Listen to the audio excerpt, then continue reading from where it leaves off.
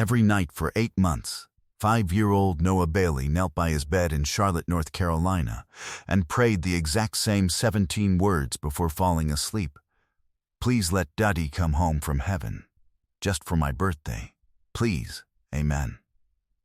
And every night for 8 months, 300 miles away in a modest apartment in Richmond, Virginia, his mother Danielle knelt by her own bed and prayed something almost identical, that God would give her the strength to explain to a 5-year-old why his father wasn't coming back at all.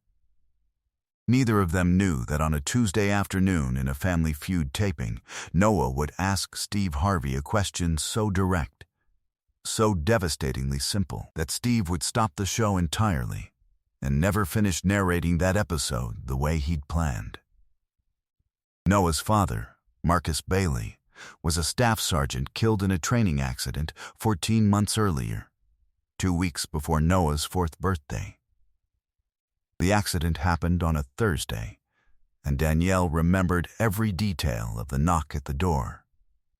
2 uniformed officers, the particular way they stood at parade rest before saying a single word, the way she knew before they spoke. Because she'd seen that stance in a movie once, and some part of her brain had already prepared for it, without her permission. The military survivor benefits covered basic living expenses, but fell short once Danielle factored in the nursing program tuition she'd already half paid for before Marcus died. Tuition the benefits office told her, after a review that took 11 weeks, didn't qualify for the education supplement she'd applied for, because her enrollment predated his death by 4 months, a technicality that cost her $6,200 out of pocket she didn't have. Danielle appealed the benefits office's decision 3 separate times. The first appeal, filed with a letter from her academic advisor confirming her enrollment predated the standard cutoff for a documented reason, Marcus's own encouragement that she start the program before his final deployment, was denied on procedural grounds. The reviewing office, stating the letter, didn't meet the required format for third-party verification. The second appeal, refiled properly through a veterans service officer who volunteered to help her for free, was denied again 8 weeks later, citing the same predates death technicality, with no acknowledgement of the new documentation. The third appeal, her last available option before the deadline closed permanently, was still pending, unresolved on the day of the Family Feud taping, meaning Danielle had already resigned herself to covering the remaining tuition however she could. Likely through loans she couldn't really afford stacked on top of a mortgage she was already struggling to carry alone. Danielle had done what military widows do. She kept moving, kept the household running, kept Noah in preschool and soccer practice, and she never once let her son see her collapse. Not fully, not where he could witness it. She told her sister on the phone that she was managing. She told her chaplain she was taking it day by day, staying strong. She told Noah, on the nights he asked where Daddy was, that Daddy was watching over him from somewhere warm and safe. What she didn't tell anyone was that she'd lost 18 pounds in a year without trying, that she was surviving on 4 hours of sleep most nights, working a full shift at a pediatric clinic, and then coming home to grade her own night school coursework toward a nursing degree she'd promised Marcus she'd finish. She kept his dog tags in her nightstand drawer and took them out most nights after Noah fell asleep, holding them without crying, because she'd told herself crying was something she'd allow herself only after Noah was old enough not to notice the sound through the wall. Danielle had applied to Family Feud almost as a whim, a distraction her sister pushed her toward after noticing how gray Danielle had become behind her forced smiles. She never mentioned Marcus in the casting interview beyond the basic fact that she was a military widow raising 1 son. She didn't want pity. She wanted, more than anything, 1 single day where Noah could laugh without her watching his face for cracks. Her sister had driven up from Georgia the week before the taping just to help her get Noah's outfit ready, and the 2 of them stayed up late ironing a small button-down shirt while Noah slept. Danielle admitting quietly, for the first time out loud to anyone, that she was terrified she was failing him, that she didn't know how to be both mother and father at once, and that some nights she genuinely wasn't sure she was doing any of it right at all. October 3rd, the taping day, started ordinary enough. Steve arrived at the Atlanta studio at his usual hour, teasing the sound crew about a coffee order, running through his standard warm-up bits with the audience. Backstage, Danielle sat with Noah in a folding chair, his small legs swinging, a plastic dinosaur clutched in one fist that had belonged to his father. She kept smoothing his collar over and over, a nervous habit that had nothing to do with his collar and everything to do with her hands needing something to do. Steve came by briefly to shake hands with both competing families, cracked a joke about Noah's dinosaur being the real star of the show, and moved along to run the pre-show checklist with producers. Nobody backstage knew what was about to happen once the cameras rolled. But nobody in that studio knew what was coming next either. The dinosaur, Rex, had been Marcus's own toy as a child, passed down through a box of his childhood belongings that arrived at Danielle's door 8 months after the funeral, sent by Marcus's mother once she'd finally found the strength to sort through his old bedroom back in Ohio. Noah had claimed it instantly and refused to let it out of his sight since, sleeping with it, bringing it to preschool despite the teacher's gentle suggestion that toys stay home, carrying it even into the bath until Danielle worked out a system where Rex sat on the sink counter watching, which seemed to satisfy him just as well. The game moved through its early rounds normally, Danielle's family trading points with their competitors, Steve riffing with the crowd the way he always does. During a lull while the board reset, Steve crouched down to talk to Noah, the way he often does with the youngest kids on the show, mostly for a cute moment the editors love. He asked Noah what his dinosaur's name was. Noah said, very matter-of-factly, Rex. My daddy gave him to me before he went to heaven. Steve nodded gently, the kind of practiced warmth hosts learn to offer without breaking stride, and started to stand back up to keep the show moving. That's when Noah, still holding Rex tightly, looked up at Steve with the plain, unfiltered directness that only a 5-year-old can manage, and asked the question that would end the taping, as everyone knew it. Mr. Steve, if I win the money, can you use it to buy my daddy a ticket to come back down from heaven?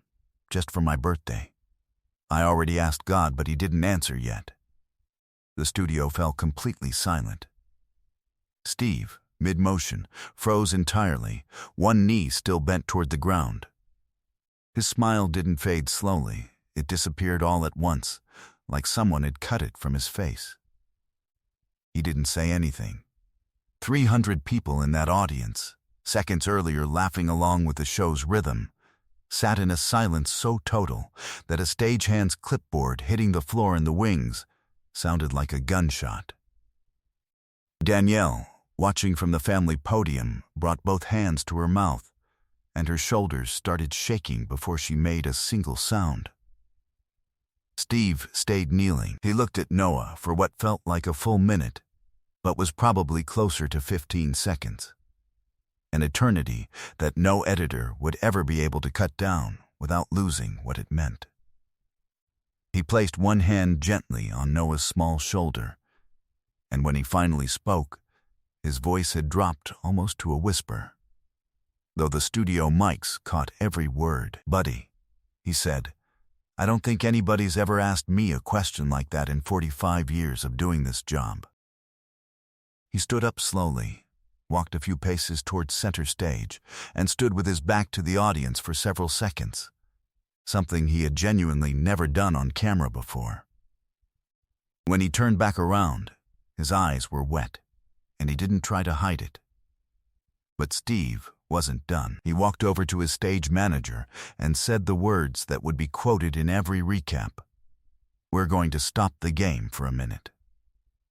Cut whatever you need to cut, but leave me on this camera. This has never happened in the 45-year history of this show, and I'm not moving past it like it didn't. A producer near the control booth gestured frantically for a break, and Steve waved him off without even glancing his way.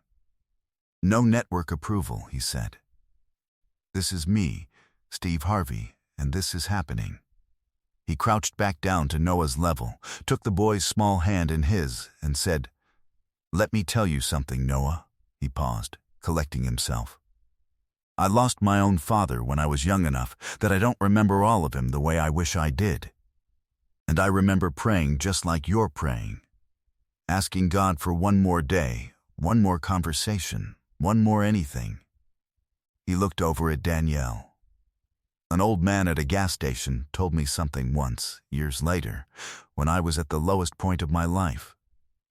He said, 'Son, God's got a plan bigger than your pain.' I didn't believe him at first, but I held on to it anyway, because it was all I had." Danielle was crying openly now, no longer holding anything back, and several audience members in the front rows were wiping their own eyes without embarrassment. Steve turned to face the cameras directly, something he does rarely and only when he means it. "I want to talk to everyone watching at home right now," he said. "This little boy just asked me if money could bring his daddy back, and it can't. Nothing can do that.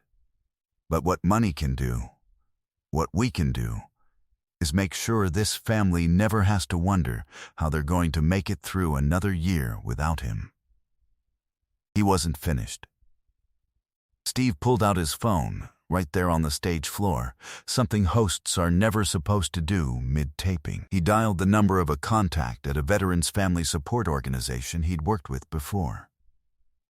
"I need a full college fund set up for a 5-year-old named Noah Bailey," he said into the phone, loud enough for the boom mic to catch every syllable. His father was Staff Sergeant Marcus Bailey, killed in the line of duty. "I want it funded today, and I want his mother's nursing school tuition covered in full starting next semester." He hung up before waiting for confirmation, because he already knew what the answer would be. Steve knelt back down in front of Danielle this time, not Noah. "I know what it costs to smile through something like this," he said. "You've been doing it for 14 months so your son doesn't have to carry your grief on top of his own. That ends today. You don't have to carry it alone anymore." Danielle could barely get words out, but she managed to say thank you, over and over, and Steve just nodded, his own composure cracking further. And then he did something no one expected. Even his own crew. He announced that both competing families on stage that day, Danielle's family and the Reynolds family, a big boisterous crew from Ohio who'd been playing hard all episode, would split the full cash prize, regardless of how fast money went. The Reynolds family didn't hesitate for a second. Their eldest daughter walked straight across the stage and hugged Danielle before Steve had even finished the announcement, telling her their family would keep Noah and Marcus in their prayers going forward. The competing families showed a grace that no rehearsal could have manufactured. Backstage, after the taping wrapped, several crew members who had worked the show for years told producers privately it was the most emotional moment they'd witnessed in their time there. More than one admitting they'd had to step outside during the break to compose themselves before returning to their positions. The Reynolds family stayed with Danielle and Noah for nearly an hour after cameras stopped rolling, exchanging phone numbers, the eldest Reynolds' daughter promising to check in regularly, a promise she kept, becoming something close to an honorary aunt to Noah over the following months. 3 months after the taping, Noah celebrated his 5th birthday. His actual birthday. Not a fictional one Steve could manufacture, but one that finally felt like a celebration instead of a countdown of grief. Danielle wrote to Steve's team describing how Noah had asked, blowing out his candles, if his daddy had gotten the invitation from heaven, and how she'd finally found the words, gently, to help him understand in a way that felt like healing instead of just sadness. She also mentioned, almost in passing, that she'd finally allowed herself to cry in front of Noah for the first time since Marcus died, and that instead of frightening him, it had opened a conversation they'd both needed. Noah patting her hand and telling her, "It's okay, Mommy. Daddy told me crying means you really loved someone."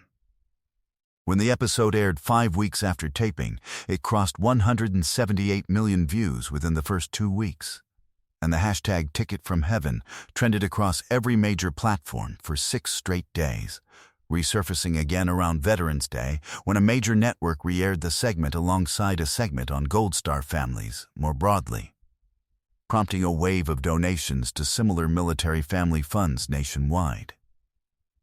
A year after the taping, Danielle graduated from her nursing program, tuition fully paid as promised, and took a position at the same pediatric clinic where she'd worked while grieving in silence.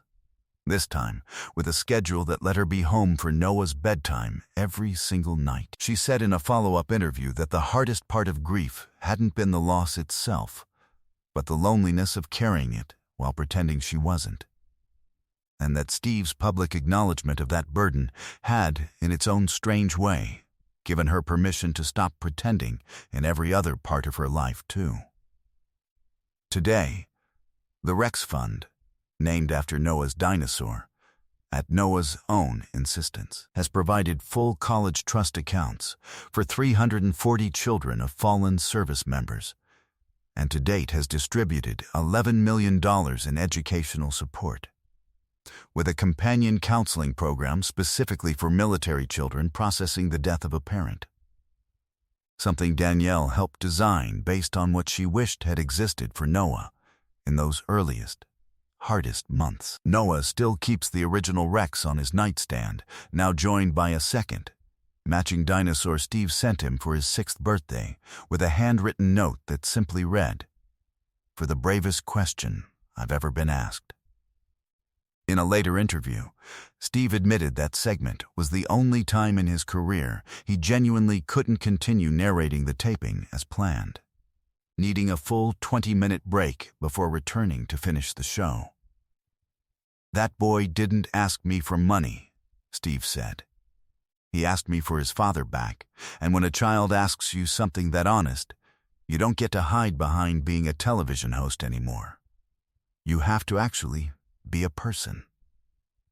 He added that he still thinks about Noah's exact phrasing, the specificity of a 5-year-old's logic, the idea that heaven simply needed to issue a ticket like any other trip, and how that plain, uncomplicated understanding of loss had taught him more about grief than any adult conversation had in years. Danielle still sends Steve a photo every year on Noah's birthday, and he has replied to every single one, usually with a short note reminding Noah that his father would be proud of the man he's becoming.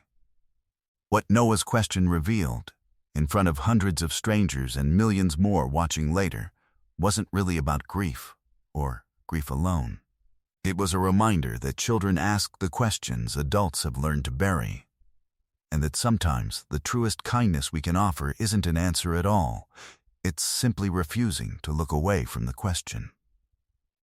Danielle said it best in a later conversation with a local paper. Her son hadn't asked Steve for a miracle.